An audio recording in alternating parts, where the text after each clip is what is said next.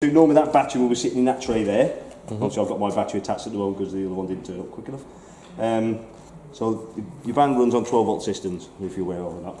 But most things will have a 12 volt system in the background, so that's why you can operate it without electric connected. Obviously you need the battery in there and a fully charged battery as that. Electric connection. So what you do is connect to your caravan first, unravel the cable fully, then plug it into the bollard. Okay, don't do it the other way around. Plug it into the bollard and come the other way because you could be walking across wet grass with a 240 cable. Obviously, might not be a happy ending. So make sure you put it all the way on. Then all you do is just slot it into that groove there, close the door and lock it. Obviously, when you're on site. Okay. Does the battery charge when you're towing? Yes. Yeah. Yeah. As long as you've got that connection on your car, it will charge through. Obviously, it's not if your battery is fully flat. Unless you're going a hell of a long distance, it's not going to fully charge it back up again, because obviously the car's already drawing from that onto its own battery. Never mind charging that, but it will do that. Just a trickle, I suppose, isn't it? That's it. Yeah. We have also got access under there. We've got a wet tray as well, which is quite handy for chucking boots, wet boots and things like that on. But you've also got with this one, you've also got an Alco wheel lock, which is obviously very good lock. These are. So that sits in there, and the wheel. Right. Send that one back then. You bought one. Have you got one? Didn't realise I had one. No, obviously did. So it all depends on the last previous customer who left it in there or not. Okay. Well, you've also got that. That's your receiver there. I don't know if you're aware of the alcohol. What it actually is bolted into the chassis through the wheel. So that's why it's so secure on these things. So to get them off, it really takes some doing to get them off. It's close to 100% secure as you can get. Okay. Another thing you need to be aware of, probably not something you do when you get to site, this is before you leave, is check the wheel nuts. Okay. It's 110 Newton meters. It is in your log handbook, which is on the front desk there. So I will check them before you leave, but do make sure you are checking them regularly. Okay. Then motor mover, which I'll go through after, because obviously we've got things attached to the wheel, we can't start moving it around until after. Okay. Happy with everything on the outside? Yeah. Good. Right. If you'd like to go inside, we'll walk through the inside of the setup.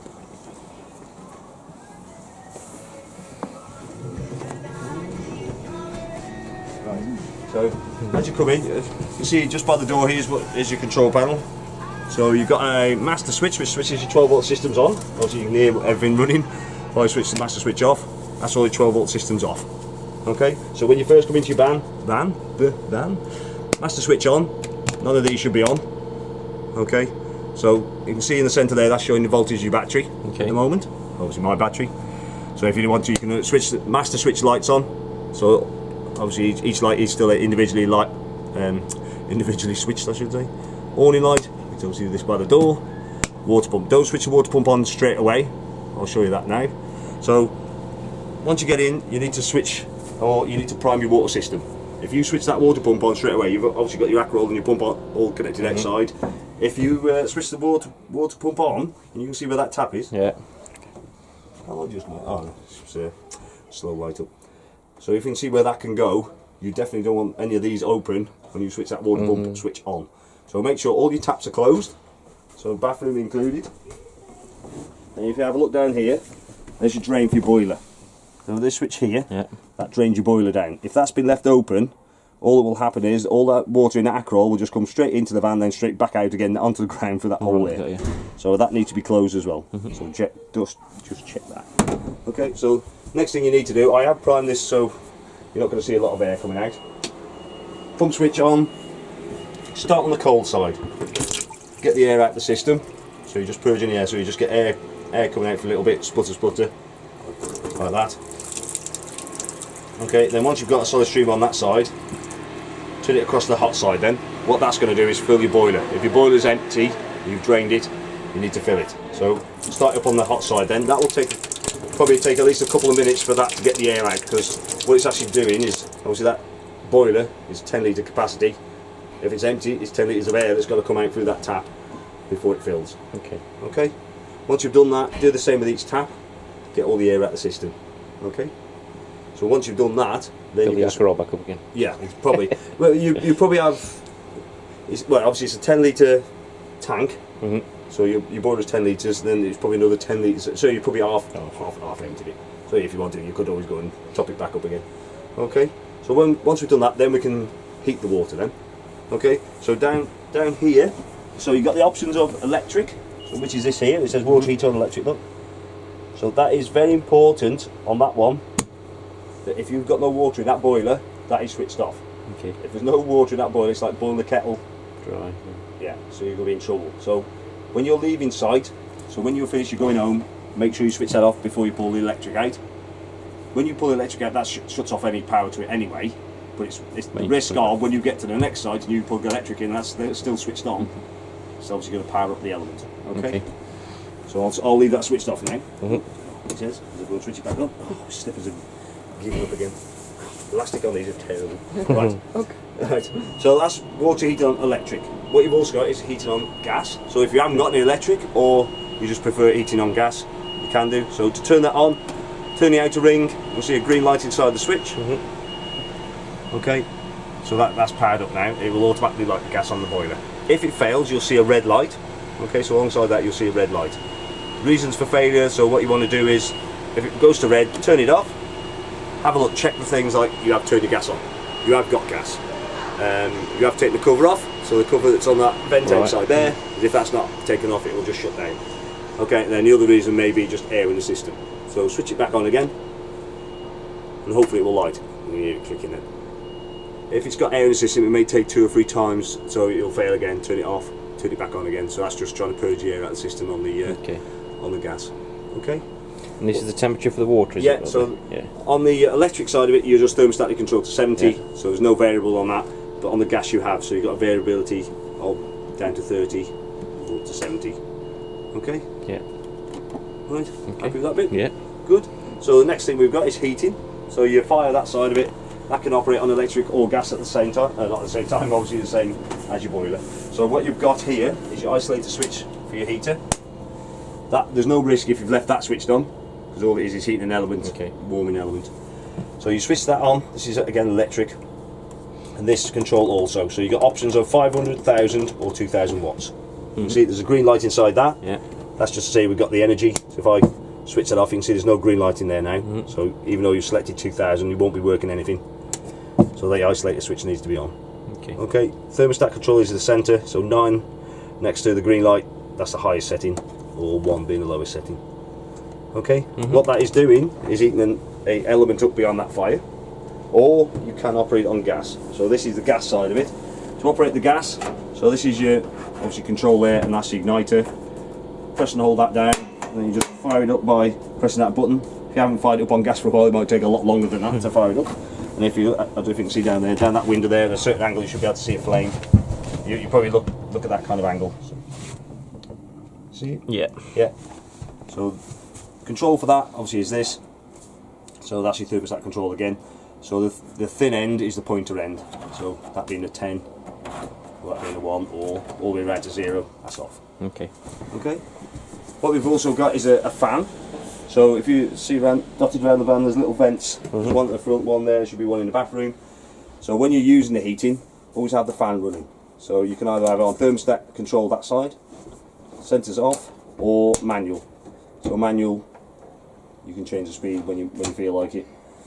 So this is independent of the heating. So you can operate on gas, or you can operate on the electric side as well. And you can also operate it without any heating as well. So that'll just circulate air around your van. Okay. In the warmth, or in the warm. Okay. And the sensors off. Okay. So the what? The wattage you say here? So wattage is, you're talking wattage there. So your 500 watts, 1000 watts. If you imagine like a 3-bar fire. Yeah. So say 500,000 or 2,000. It isn't, but if you imagine it like that, so 2,000 being the highest, or like 2 bars giving you heat. Okay. So if you just want gentle heat, you just put on 500. That's it. Yeah. That's it. It all depends on, because once it's warm up, they're quite good. And sometimes if you've got it on 2,000 overnight, you think tell someone that opens the door and obviously the temperature drops. But yeah, you'll find that you will see it's quite good. Obviously double glazed windows and everything like that. It does hold the heat quite well, these things. Unless it's -40, then obviously that's different. But okay. Okay. Right. What we got now? We'll go to the. I'm just hoping I'm not going to lose my slippers. Right. Your fridge. So with this one, you've got options of. So that's off. You've got options of gas. You've got options of electric, or you've got options of 12 volt. The 12 volt is coming from the car. Okay. Okay. What the 12 volts won't do is cool the fridge down. It will just maintain the temperature. All right. Oh, I've got static somewhere now. Have fun. We always take just a little bit more room than these things. Right, so if you want to operate on electric, obviously electric, you've got to have electric connected. If you want to operate on gas, just select gas. This is igniter there, so it's similar to your fire. And then this one you depress to release the gas. This is the indicator here to say the gas is lit. So see that red line is in the white at the moment. Yeah. When it's lit, it should be in the green. Okay. If I just press and hold that, and then this might take a few times to do that as well. If it hasn't lit after so many seconds, press to switch it off, because it might just be the thermocouple just switching it off. It'll just shut off after a while. If it hasn't lit after a certain period of time, it'll decide not to. There we go. You can see that, I don't know if you can see that from that angle. You see the red's in there now. If I took my finger off that and it starts dropping like it is now, you just need to hold this that bit longer until it's hot enough to stay lit. Oh, that's going to do it. I'm just not holding it long enough.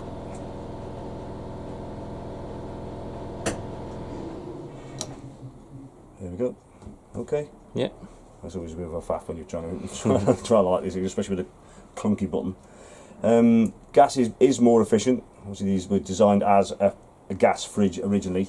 Obviously, this got like a backup electric element. Most people tend to run it on electric anyway. So that's you just select that. When you switch it off, you'll see the red line will come down as the gas goes off. Okay. Yeah. And what we do just switch it off is that there. So if you did want to travel, I think you were talking about storage. If you're in storage, obviously you can't cool this fridge down before you travel. That's right, yeah. So you're a bit stuck with that. What my wife tends to do is she freezes things like chilies and stuff like that. So you could put something like that, if you're going to travel, put something like that inside the fridge, which is acting a bit like a cooler block. If you've ever been camping, cooler block in the cooler box. You can put something like that inside there to keep it cool, and then as you're travelling, it might maintain that. So you just travel with just like a pint of milk or something like that as you're travelling, what you're going to need when you get there. I'm trying to persuade my wife that she doesn't have to fill the whole fridge before she goes. You can buy things in other shops in other places. Even Wales do have shops in them. But How long would it take if you plugged into electric to get to temperature? Is it like overnight kind of thing, or is it just a few hours? Well, if you travel, it's probably best to get it overnight cold. But if we took it there, pitched up, then plugged it in? Yeah, it's hour or so probably. It's not too bad then, is it? Yeah, If you plug in, go off, do a bit of shopping, it'd be... Yeah, exactly. But it all depends on, if you want to travel some bits there just to get there. Yeah, see what you mean, Yeah, right. Unless you just take the whole thing with you. Take the whole fridge with you from home. Okay? Yeah. Right, cooker. So you're going to need something like this or a match. What I tend to be, you're just going to be a bit cautious. Don't light the front ones, then light the back ones, because it tends to burn your arm if you're not careful. So light the back ones first if you're going to use more than one. Okay. Just be careful with the glass as well. Obviously, if this is hot and you put the glass down, that will go bang, and it does shatter into tiny little bits of glass. Okay. So just be cautious on that. Your grill, you see it lights exactly the same. So you got grill pan handle is inside the grill there as well. And obviously there your oven. Again, you need your lighter to light that. I said, even though that doesn't look like it's been used. No. Looking at that. Obviously, some people don't use them. Obviously, it's up to you. I always use mine anyway. Oh, that's just a stop, is it? Yeah, that's just a stop. That's what I'm missing there. Has it got all missing? It's broken, yeah. Yeah. I'll get the engineer and see if we can get one of them. Unless he's got one on order. Okay. Right. I think that's everything on the kitchen side of it. So just have a look in the bathroom. Alright. Alright. Getting comfortable. Oh. Yeah. No afternoon nap yet. Right. So what you've got there, obviously your toilet. The basin or the bowl itself does swivel, if you can see that. So obviously they're cleverly designed to fit into the smallest of spaces. So you can obviously spin it right round to there. To operate it, we haven't got the thing inside at the moment. I've just forgot.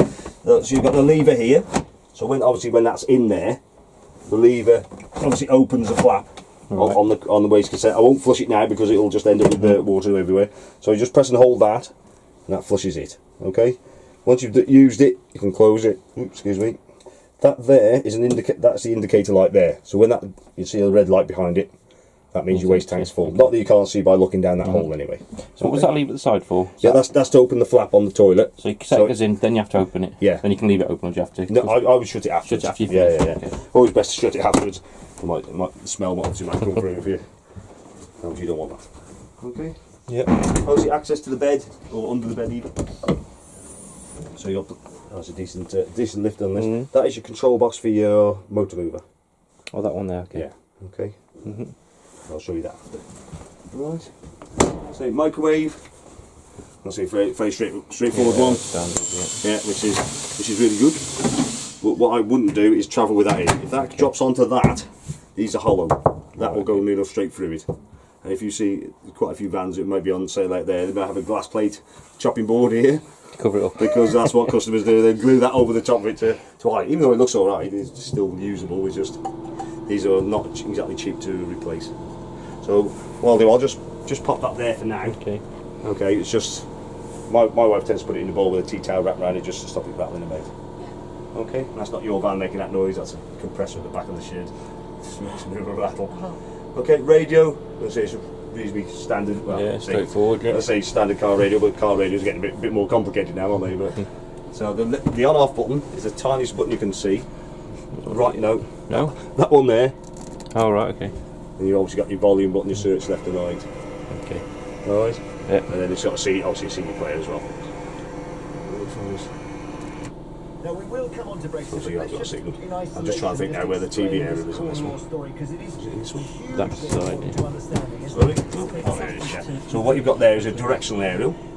So before you, that's it, shut that up. Before you use it, just have a look, see where everybody else is pointing their aerial. Okay. Okay. So all you do then is loosen that nut there, slide it up. You can turn it round. Hopefully, if you're pointing in the same direction as them, they've obviously got, in theory, got a signal, so that's why they pointed it in that direction. You can change the angle of the top of the aerial as well by just spinning that round.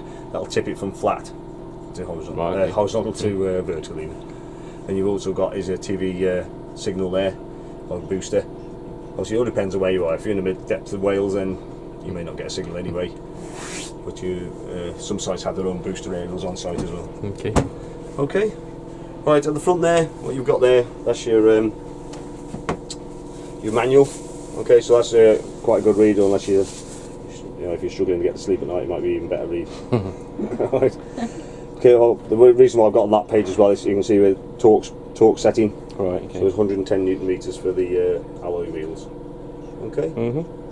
Also in the top drawer there, I think is all the bits. There's always information for individual appliances as well, because obviously they come from different manufacturers, so they'll have their own books for them as well.